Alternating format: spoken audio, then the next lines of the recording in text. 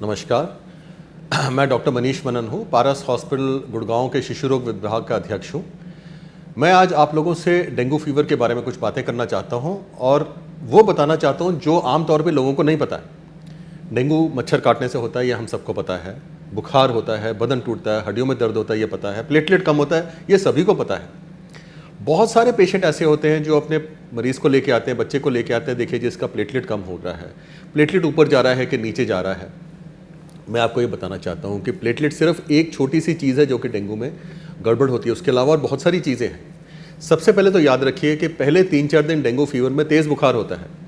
ये वो समय है जिसमें प्लेटलेट काउंट कम नहीं होता है। अगर आप इस समय प्लेटलेट कराते रहोगे वो नॉर्मल आएगा और कई लोग सोचते हैं अच्छा प्लेटलेट ठीक है, शायद डेंगू नहीं है। ऐसा नहीं है। जब प्लेटलेट फीवर ख़त्म होता है तभी ये प्लेटलेट काउंट गिरना शुरू होता है। प्लेटलेट अपने आप में गिरने से कोई बड़ी समस्या पैदा नहीं करता। ये हमें डेंगू फीवर किस दिशा में जा रहा है ये उसके बारे में बताता है। बढ़ रहा है, कम हो रहा है कि ठीक हो रहा है। इसके अलावा क्या होता है डेंगू में, हम क्यों कहते हैं कि पानी ज़्यादा पीना चाहिए, पानी ज़्यादा पीना चाहिए।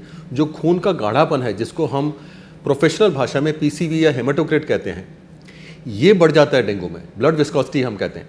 ये बढ़ने की वजह से ये कॉम्प्लिकेशंस करता है। डेंगू में इस चीज़ के अलावा लिवर में सूजन हो सकती है, हृदय में भी परिवर्तन आ सकता है, मायोकार्डाइटिस हो सकता है, दिमाग में भी प्रॉब्लम आ सकती है, बच्चे बेहोश भी हो सकते हैं, एन्केफेलोपैथी भी हो सकती है। एक कंडीशन है जिसको हम कहते हैं डेंगू शॉक सिंड्रोम। इसमें यह होता है कि जैसे ब्लड से जो खून जा रहा है उसमें से पानी निकल के पेट में, छाती में, इन जगहों में जाके जमा हो जाता है और ब्लड प्रेशर कम हो जाता है और बच्चा शॉक में जा सकता है। इसको डेंगू शॉक सिंड्रोम कहते हैं। ये भी मैं आपको बता दूं कि 4-5वें दिन बाद होता है, जब लोग सोचते हैं छब तो बुखार ठीक हो गया, अब तो शायद ठीक हो रहा है, लेकिन ये प्रॉब्लम्स तब आती हैं। इसीलिए इसकी मॉनिटरिंग बहुत ज़रूरी है।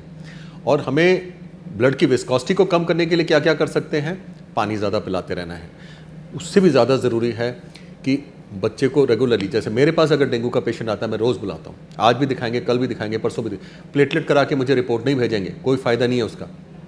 क्लिनिकली हमें बच्चे को देखने की ज़रूरत पड़ती है कि कैसा है, पल्स वॉल्यूम कैसा है, कहीं फ्लूइड कलेक्ट तो नहीं हो रहा, जनरल कंडीशन कैसी है, खा रहा है, पी रहा है, पेट में दर्द तो नहीं हो रहा।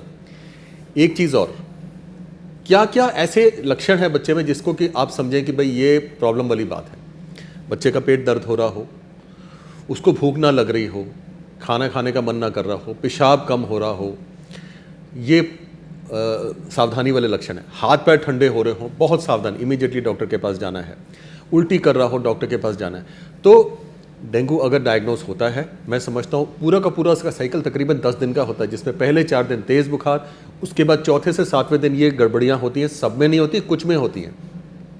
90% डेंगू ओपीडी बेसिस पे ही ट्रीट हो जाता है। 10% में एडमिशन और ऑब्जर्वेशन की ज़रूरत पड़ती है, लेकिन जिसमें ज़रूरत पड़ती है उसमें बहुत ही आवश्यक है कि ये हो। और ये हमें देखना होता है कि कितनी जल्दी और किस समय हम उसको पकड़ें और वो कर सकें।